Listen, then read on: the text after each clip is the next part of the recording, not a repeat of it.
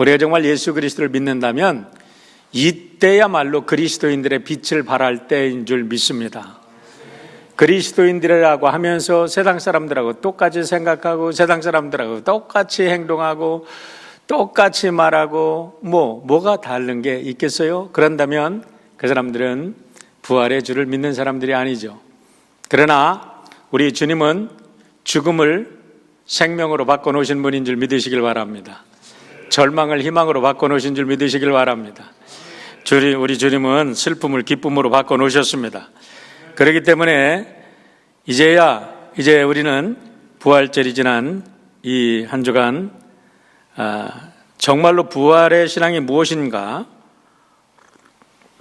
우리가 묵상하며 한 주간 지내셨을 텐데, 부활절을 주신 것은 부활절 행사하라고 주신 게 아니라 오늘 같은 때에 부활의 능력으로 살라고, 우리의 부활의 신앙을 회복하라고, 리마인더라고 우리들에게 부활절을 다시 허락하여 주신 줄 믿습니다. 세상에는 언제나 선과 악, 생명과 죽음 사이에 영적 전쟁이 일어나고 있어요. 그런데 우리는 이 생명을 택할 것인가, 선을 택할 것인가, 아니면 악을 택할 것인가, 죽음과 저주를 택할 것인가, 이 두 편에 설 수 있는 것밖에 없습니다. 이 양쪽에서 어느 편을 선택할 것인가를 우리는 의도하든 안 하든 우리는 강요받고 살아갑니다. 많은 사람들은 나는 어느 쪽도 택하지 않을 거야, 나는 중도를 택할 거야, 나는 중도야 라고 하는 사람이 있을지 모르지만, 여러분, 이 세상에 중도는 없습니다. 이 세상의 길은 딱 두 가지라고 이야기를 하는데, 이거는 사람의 말이 아니에요. 하나님이 말씀하신 거예요. 신명기 11장 26절에서 이렇게 말씀합니다. 내가 오늘 복과 저주를 너희 앞에 두나니, 하나는 복의 길이고 하나는 저주의 길입니다. 30장 19절에 이렇게 말합니다. 신명기, 내가 오늘 하늘과 땅을 불러 너희에게 증거를 삼노라. 하늘과 땅을 다 이렇게 놓고 맹세해보고 다 뒤져봐라. 어디 다른 길이 있나? 이 말이에요. 내가 생명과 사망, 복과 저주를 내 앞에 두었은즉 너와 내 자손이 살기 위하여 생명을 택하고, 이렇게 말씀합니다. 여러분, 이 천지 만물 모든 이 사이에 우리가 가야 할 길은 딱 두 가지 길이라는 겁니다. 생명길, 하나는 사망길, 하나는 복의 길, 하나는 저주의 길입니다. 문제는 어떤 것이 선이고 어떤 것이 악인 줄을 모르는 데 있습니다. 어떤 것이 축복이고 어떤 것이 저주인 줄을 모른다는 거예요. 뭐를 택해야 생명길이고 뭐를 택해야 우리에게 죽음의 길로 가는지를 알지는 못합니다. 왜 그래요? 인간이 죄를 졌기 때문에. 인간이 마음속에 죄를 져서 하나님의 형상이 다 뭉그러졌어요. 하나님의 형상이 사라졌어요. 그 후부터 인간은 선악의 기준을 모릅니다. 그렇기 때문에 우리가 선택한 길 뻔히 알면서도 우리는 죽음의 길을 때로는 선택하기도 하고, 죽음의 길인 것 같은데 하나님의 의와 하나님의 진리를 따라갔더니 거기가 정말 생명길이다라는 것을 우리가, 성경은 또 인류의 역사는 오늘 우리의 현장의 삶에서 우리는 그것을 경험하는 것입니다. 창세기 13장에 재미있는 이야기가 나옵니다. 아브라함과 롯의 이야기죠. 아브라함이 하나님의 부르심을 받고 이제 가나안 땅으로, 하란 땅에서 가나안 땅으로 갈 때에 이미 75세였습니다. 아내 사라의 나이는 10살 차이니까 65세였겠죠. 근데 자식이 없어. 근데 하나님께서 그들에게 너의 자손을 저 하늘의 별처럼 바다의 모래깔처럼 많이 내 자손과 땅의 축복을 주시겠다고 약속을 하셨어요. 그런데 아직까지 자기는 자식이 없으니까 혹시나 하고 조카 롯을 데리고 떠난 것 같습니다. 그런데 이들이 이제 가나안 땅에 들어가서 네게브라는 곳에 가서 살고 있었는데, 여기에서 이들이 이제 소와 양을 줍니다.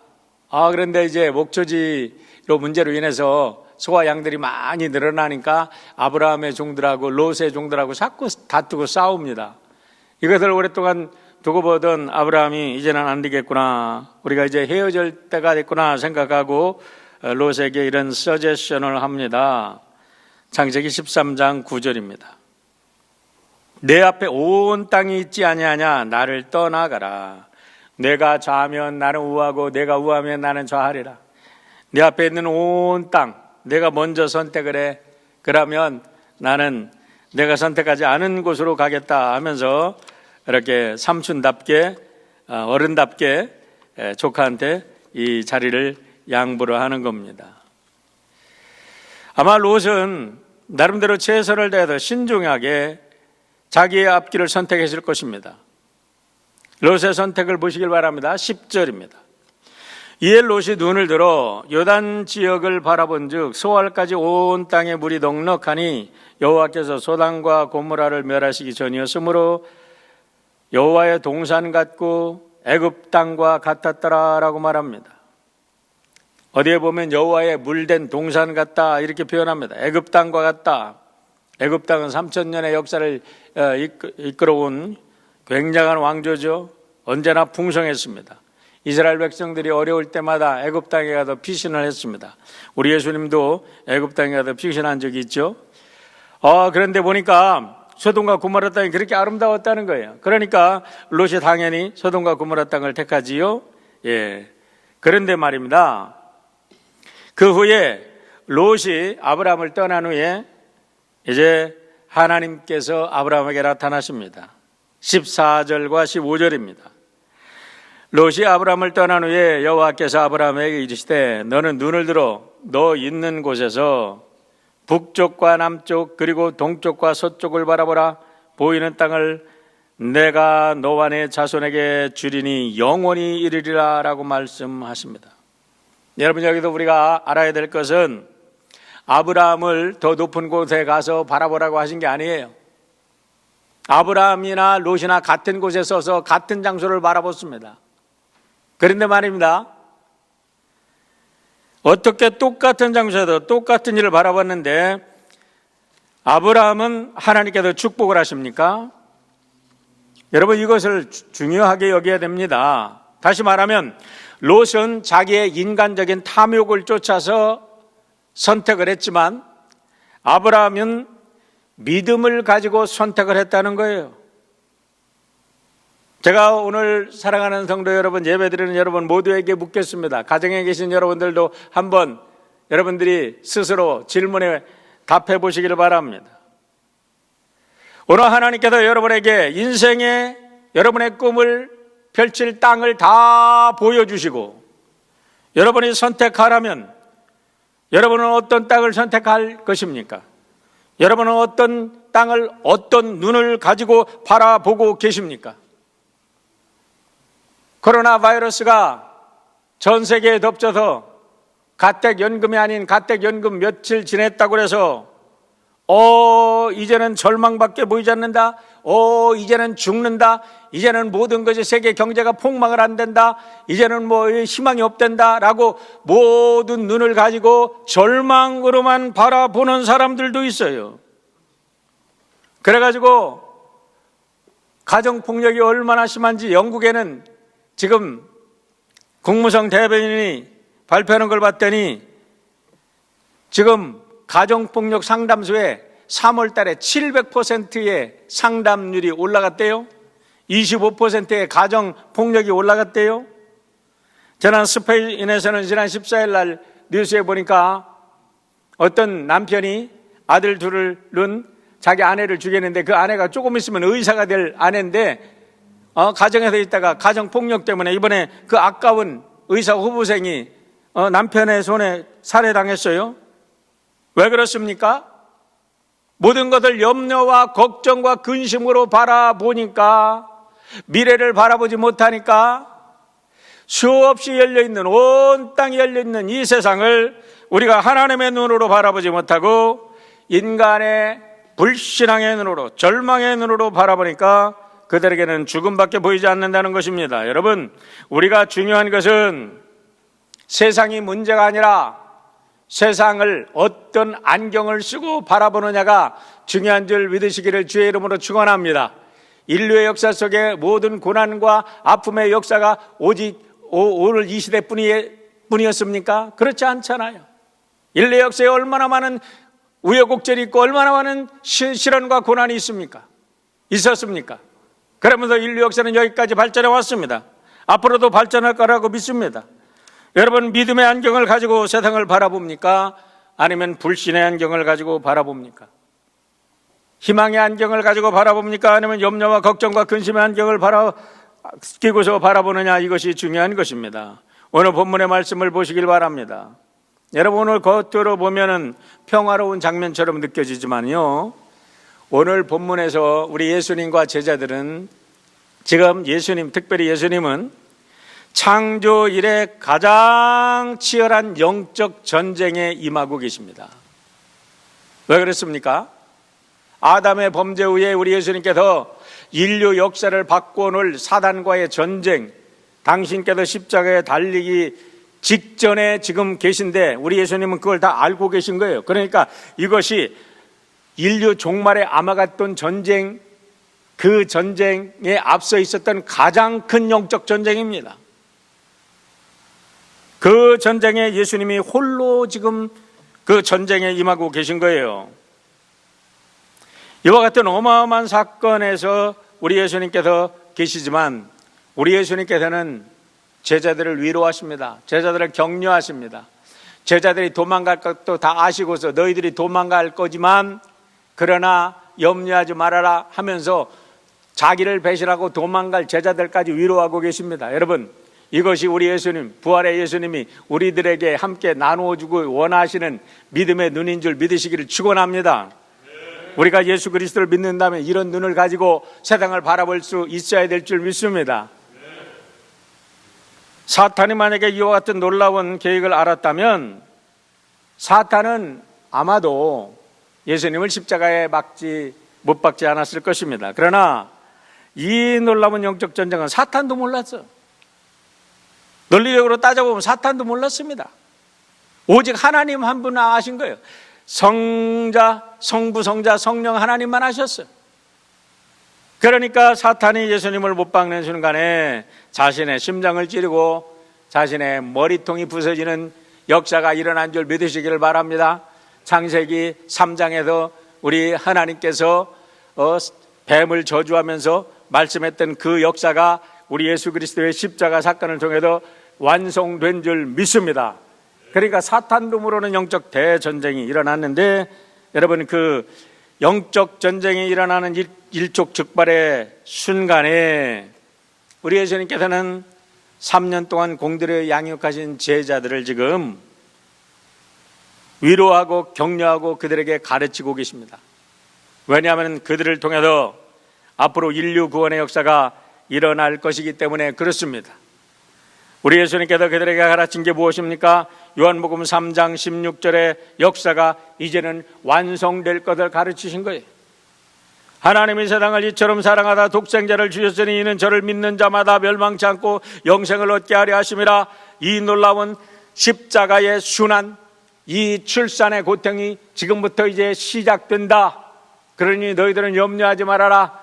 너희들은 나를 보고 도망할 것이나 너희들이 조금 있으면 너희들의 기쁨으로 충만할 것이다. 이러면서 우리 예수님께서 그들을 격려하시는데 오늘 저는 오늘 본문을 통해서 예수님과 순환의 부활에 나타난 그 하나님의 사랑 안에 거하는 사람들에게 주어지는 세 가지 축복을 함께 나누고자 합니다. 이 축복이 여러분의 축복이 되기를 주의 이름으로 축원합니다. 첫 번째는 기쁨으로 충만한 사람이 되고, 두 번째는 기도의 특권을 누리는 자녀가 되고, 세 번째는 성육신의 비밀 속에서 날마다 담대한 하나님의 백성이 된다는 거예요. 첫 번째, 기쁨으로 충만한 사람이 된다고 주님이 말씀하고 계십니다. 21절로 22절의 말씀입니다. 여자가 해산하게 되면 그때가 이르렀으므로 근심하나 아기를 낳으면 세상에 사람 난 기쁨으로 말미암아 그 고통을 다시 기억하지 아니하느니라. 지금은 너희가 근심하나 내가 다시 너희를 보리니 너희 마음이 기쁠 것이요 너의 기쁨을 빼앗을 자가 없으리라 라고 말씀합니다. 여러분, 이 말씀은 우리가 이제 후의 사건이니까 다 알죠. 우리 예수님께서 십자가를 지실 때 그 죽음에 따른 고통과 아픔 얼마나 컸습니까? 그것을 바라본 제자들은 알지 못하고 절망하고 다 도망갔습니다. 그런데 예수님의 그 피 흘림의 사건이 없이는 인류의 죄사함이 없다는 거예요. 우리 예수 그리스도의 피 흘림의 사건이 인류 모든 죄악을 씻으신 하나님의 구속의 사건인 것을 이제 우리는 압니다. 얼마나 큰 축복이에요. 그러나 그때 당시 제자는 모릅니다. 그러니까 그들은 절망하고 울면서 그들은 근심했잖아, 이 말이죠. 히브리서 9장 22절을 보십시오. 그러나 그들이 성령을 충만하고 나중에 깨달았어요. 그래서 이렇게 기록합니다. 히브리서 9장 22절. 피 흘림이 없은즉 사함이 없느니라.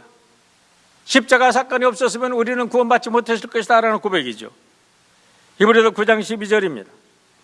염소와 송아지의 피로 하지 아니하고 오직 자비의 피로 영원한 속죄를 이루사 단번에 성수에 들어가셨느니라.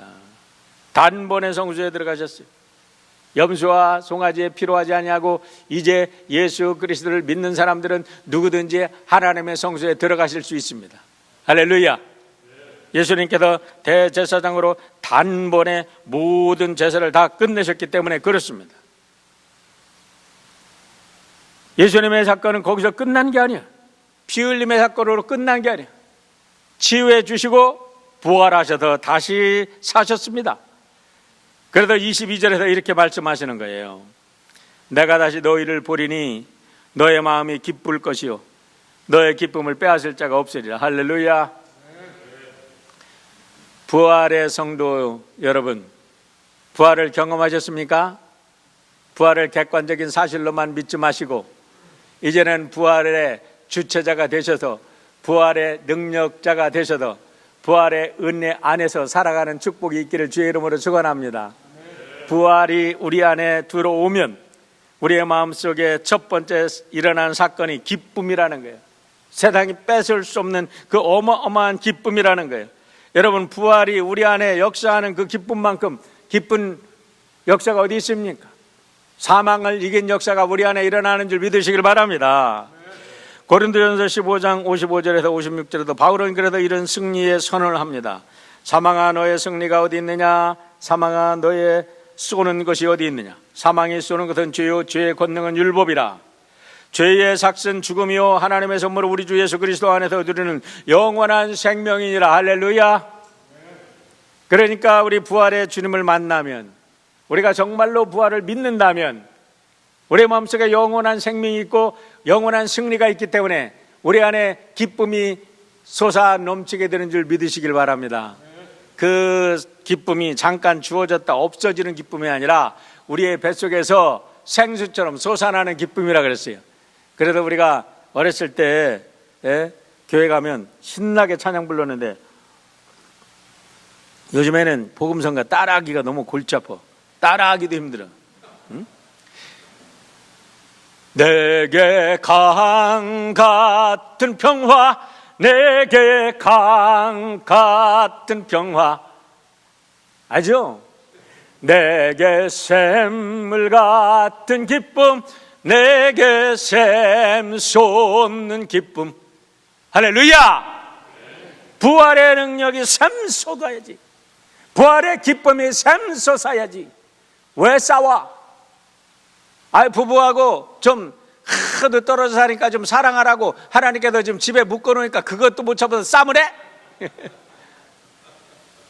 그러고서 무슨 부활의 백성이니 무슨 그리스도인이니 라고 말을 할 수 있어요.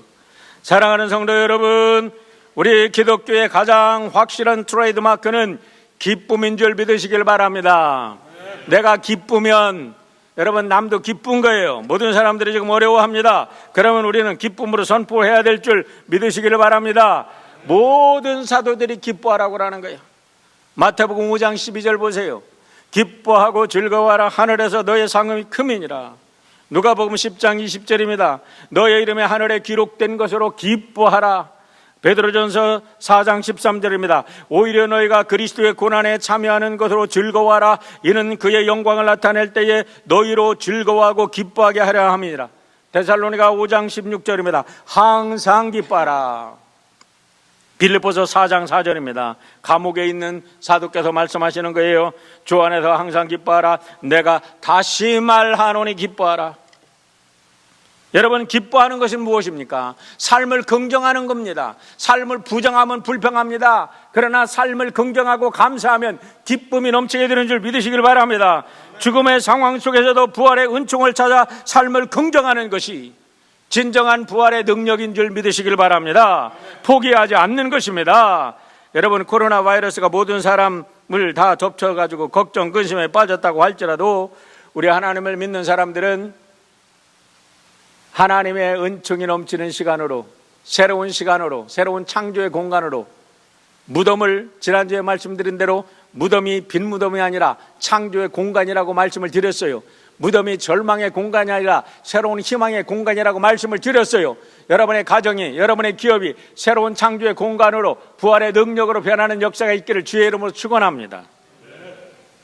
어제 신문을 보니까요, 요즘에 성경이 너무 잘 팔리는데 기독교 서적이 20%에서 30%까지 막 더 많이 팔린대. 왜 그래요? 사람들이 같이 어려운 때에 자기의 인생이 무엇인가, 삶이 무엇인가 새로운 성찰로 들어가는 거예요. 나쁜 것이 아닙니다. 하나님으로부터 왔다가 하나님으로의 회귀의 그 과정을 인간들이 어려움과 고통을 당하면서 깨닫는 거예요. 연어가 여러분 낳다가 죽을 때가 되어서 자기 산 곳으로 돌아가듯이 이런 어려움과 고통을 통해서 사람들은 인간의 본연에 가야 할 곳을 찾고 우리의 본향을 찾는 그런 역사도 일어나는 줄 믿으시기를 바랍니다. 우리는 이곳에서 천만전 사는 것이 아닙니다.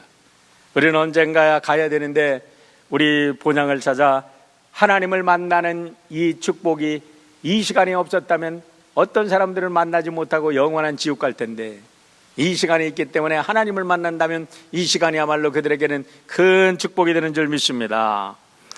두 번째는 기도의 특권을 누리는 자녀가 된다는 겁니다. 여러분, 23절로 24절입니다. 그날에는 너희가 아무것도 내게 묻지 아니하리라. 내가 진실로 진실로 너희에게 이르노니 너희가 무엇이든지 아버지께 구하는 것을 내 이름으로 주시리라. 지금까지는 너희가 내 이름으로 아무것도 구하지 아니하였으나 구하라, 그리하면 받으리니 너의 기쁨이 충만하리라 라고 말씀합니다. 그날이 오면 이제 예수 그리스도의 부활과 그 성령 충만을 가지고 부활의 의미를 깨닫고 나면 더 이상 비유가 필요치 않습니다.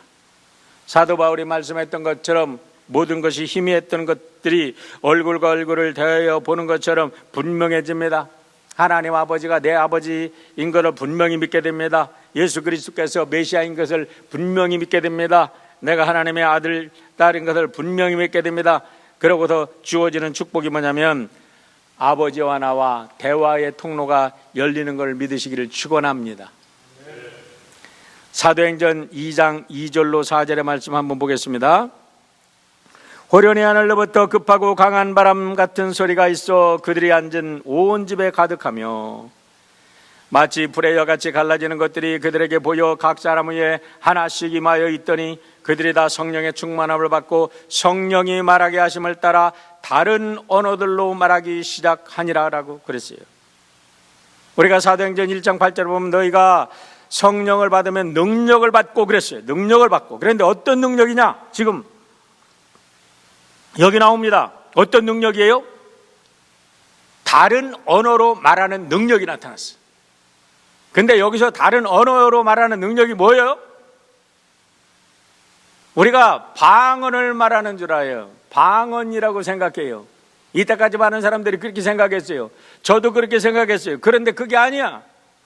성령이 말하게 하심을 따라 말하는 거니까 하나님의 말을 하는 건 줄 믿으시길 바랍니다. 하나님의 언어를 쓰는 거예요. 하나님의 언어를 쓰니까 통하는 역사가 일어나는 거예요. 할렐루야. 소통이 일어나는 겁니다, 여러분. 여기서 우리는 기도라는 중요한 주제를 발견합니다. 우리 하나님은 말씀으로 세상을 창조하셨어요. 그리고 말씀이 육신이 되어 이 땅에 오셨습니다. 그리고 말씀으로 우리에게 오늘도 다가오십니다. 그러니까 하나님과 대화를 하려면 어디로 가야 돼요? 말씀을 봐야 돼. 어떤 사람들은 말씀 읽으라고 하면 수면제처럼 생각하는 사람들이 많이 있습니다. 그러나 여러분, 시편 기자의 고백을 들어보세요. 자꾸 말씀을 사랑하면 말씀이 이렇게 다가와야 되는 거예요. 시편 19편 10절입니다. 금 곧 많은 순금보다 더 서무할 것이며 꿀과 송이 꿀보다 더 달도다 그랬어요. 말씀은 다른 겁니다. 말씀은 너무 좋은 거예요. 여러분, 우리가 예수 그리스도를 믿고도 정말로 거듭났다면요, 그 사람들은요, 정말 거듭난 사람들은 말씀을 사랑하게 돼 있어. 그냥 여기저기 부흥회만 쫓아다니고 그냥 이상한 무슨 크리스찬 문학 행사, 문화 행사만 쫓아다니고 좋아하는데, 말씀은 그냥 성경은 세례받을 때 받은 거 평생을 가지고 한 번도 열어보지도 않아. 그러면 안 된다는 거지. 왜? 하나님과 대화할 줄 몰라. 하나님과 대화할 줄 모르요. 어린아이가 태어났어요. 요즘에 우리 손주를 키우는데요, 지네 엄마가 이제 글씨를 쓰고 그림도 그려가지고 그걸 가리키는 거를 영상을 찍어서 아침 저녁으로 저희들에게 보내주는데 얼마나 좋은지 몰라요. 이제 이 녀석이 말을 하기 시작하니까 얼마나 이쁜지 몰라. 그러면서 자꾸 이렇게 옹알이를 하기 시작하면서 이제는 말을 배우면서 단어를 배우면서 자기 부모와 대화를 하고 자기 부모와 이제 의사소통을 하고, 이제는 노는 노, 아니면 아니고 예스는 예스 그렇게 해요. 그런데 하나님의 백성들이 하나님과 대화한다고 하면서 하나님 말을 배우지 않아. 그러니까 하나님의 말씀을 아무리 하나님께서 말씀을 통해서 축복을 주시려고 해도 하나님의 말씀이 도대체가 깨달아지지 않으니까 응답을 못 받아. 여러분, 하나님의 말씀이 여러분의 입술에 꿀보다도 더 단 역사가 일어나기를 주의 이름으로 축원합니다. 시편 119편 103절 보세요. 주의 말씀이 마시되게 어찌그리단지요 내 입에 꿀보다도 더 답니다. 그렇게 얘기해요. 그리고 나서 시편 119편 105절에서 주의 말씀은 내 발의 등이요 내 길의 깊이니이다. 할렐루야. 말씀을 깨달으니까 여러분 인생의 길이 보입니다. 말씀을 깨달으니까 오늘 같은 코로나 바이러스와 같은 이 암울한 시대에 내일이 보이는 줄 믿으시기를 주의 이름으로 축원합니다. 하나님의 인도하심의 손길이 보이는 줄 믿습니다. 하나님의 축복의 손길이 보이는 줄 믿으시기를 주의 이름으로 축원합니다. 이제는 토종비결 안 봐도 돼요. 이제는 주역을 풀어보지 않아도 돼요. 여러분, 토종비결과 주역이라는 거 딴 게 없습니다. 그게 뭐냐면 통계학이야. 통계학. 사람들 인상을 다 보고 사람들의 운명을 보고 죽어가는 사람들 살아가는 사람들 모든 거 통계학이니까 어지간히는 다 맞아. 틀린 건 아니에요. 과학이에요. 굉장한 과학인데, 여러분, 우리가 예수 그리스도를 믿으면 인간의 통계학의 일반적인 그와 같은 제너럴한 통계학을 뛰어넘어서 extraordinary people, 우리 하나님의 능력의 아들 딸들이 되는 것을 믿으시기를 주의 이름으로 축원합니다.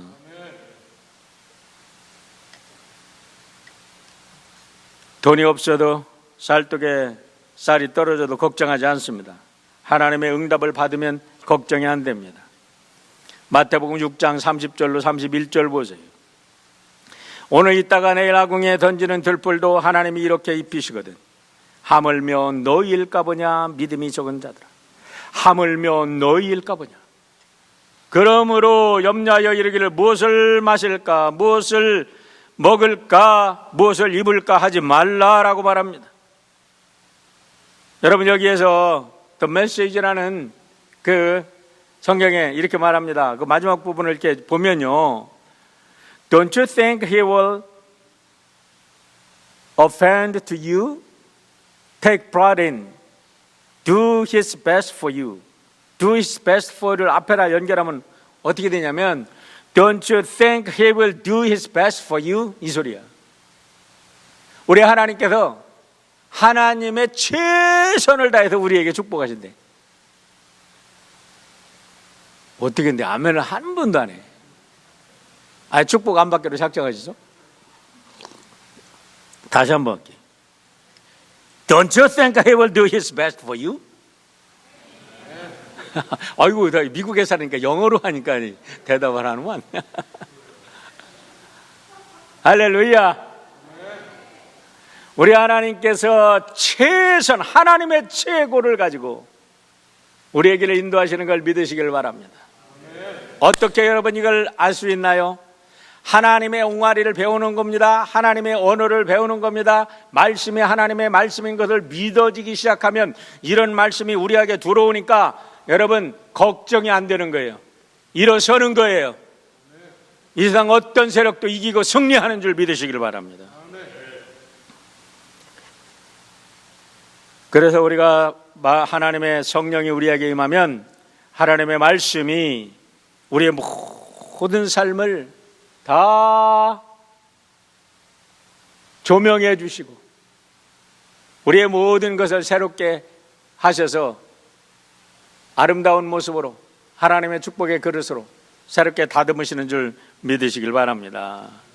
조지 뮬러가 여러 번 말씀을 드렸는데요, 기도를 54,000번을 기도 응답 받았대요.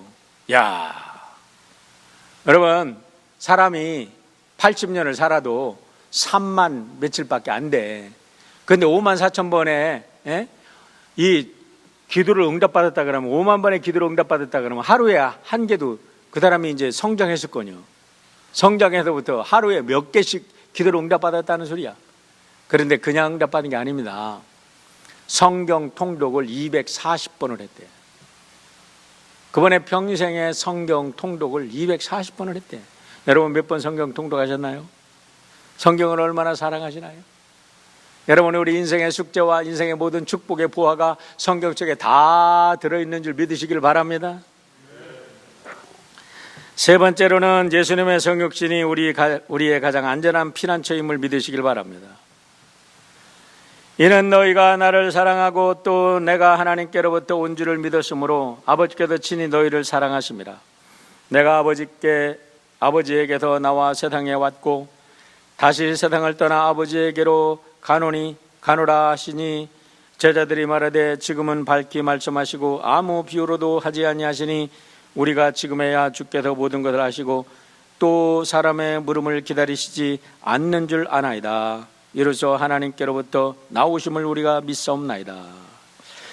여기서는요, 보이지 않는 것과 그걸 합쳐서 네 가지 영적인 중요한 비밀이 나타나 있습니다. 첫째는 뭐냐면 예수님께서 하나님께로부터 오셨다는 거예요. 다시 말하면 그분이 하나님이시라는 거예요. 우리가 부활의 예수님을 만나고 성령에 충만하니까 우리 예수님이 하나님이신 것을 우리가 믿게 되는 거예요. 두 번째는 말씀이 육신이 되어 이 땅에 오셨다는 거예요. 하나님이 육신이 되어 이 땅에 오셨어요. 하나님이 나의 죄를 용서하시고 나를 구원하시기 위해서, 나의 연약함을 체휼하시기 위해서 그분이 모든 고통을 당하시고 아픔을 당하시고 그분이 나의 모든 죄를 구원하시기 위해서 친히 십자가에 달려 인간이 당해야 될 모든 아픔을 다 당하셨어요. 세 번째로는 다시 아버지께로 갔다는 말씀은 예수 그리스도 안에서 인간의 모든 구원 사역이 완성됐다는 걸 말씀하는 거예요.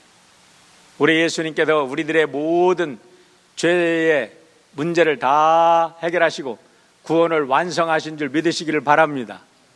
마지막 하나는 그분이 이 땅에 다시 오십니다. 다시 오실 예수 그리스도. 이 네 가지 사건들이 여러분 아까 우리가 고백했던 사도신경에 다 들어있는 거예요. 이 사도신경이야말로, 이 믿음이야말로 우리 인생에 살아가는데 가장 큰 피난처인 줄 믿으시기를 바랍니다. 이 믿음을 가지고 우리는 승리하는 겁니다. 어저께 말씀을 준비하면서 제가 우리의 피난처가 되신 예수님 찬양을 한번 찾아봤는데 너무 은혜가 돼가지고 오늘 갑자기 저도 한 번도 안 불러봤던 찬양인데 어저께 말씀 준비하면서 몇 번 불러봤어요. 우리 김영국 목사님한테 제가 부탁을 드렸는데 우리 뒤에 카피본이 있습니다. 우리 함께 이 찬양을 한번 불러보지요. 나의 피난처 예수.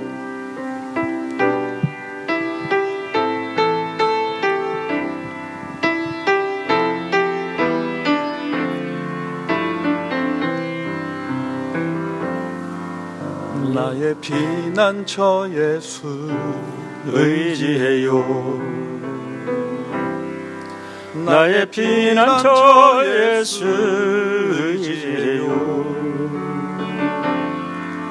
나의 가는 길에 거센 바람 몰아쳐와도 나의 피난처 예수 의지해요.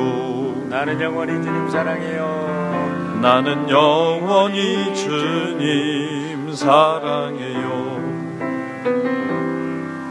나는 영원히 주님 사랑해요. 세상 어떤 것도 나의 사랑 끊을 수 없네. 나는 영원히 주님 사랑해요. 아바 아버지, 아바 아버지 나를 사랑하시니 나의 모든 것 주께 드려요.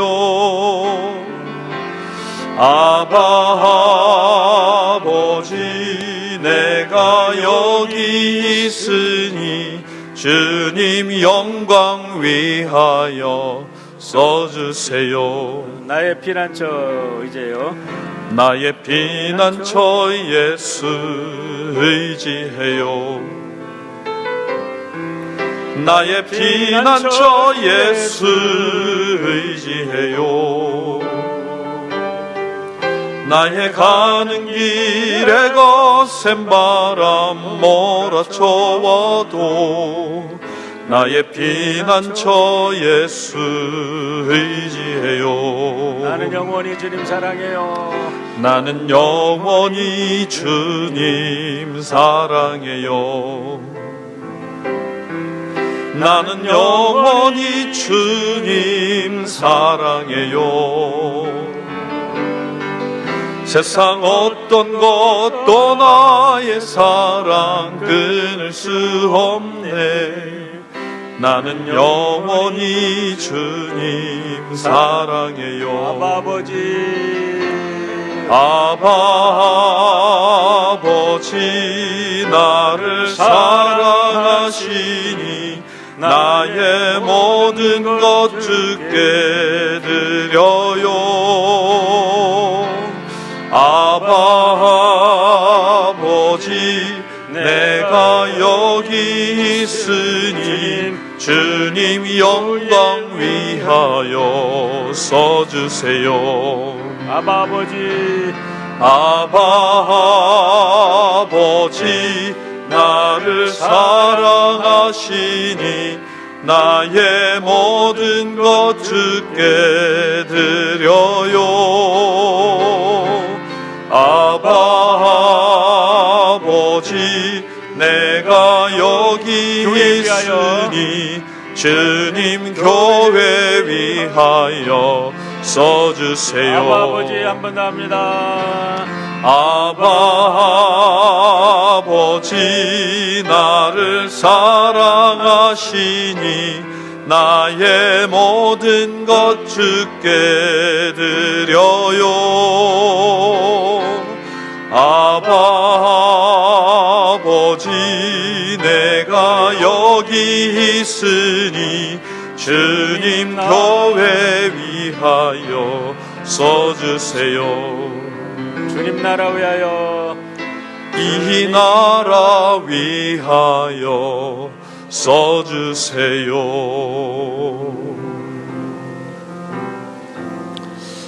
아버지 하나님 감사합니다.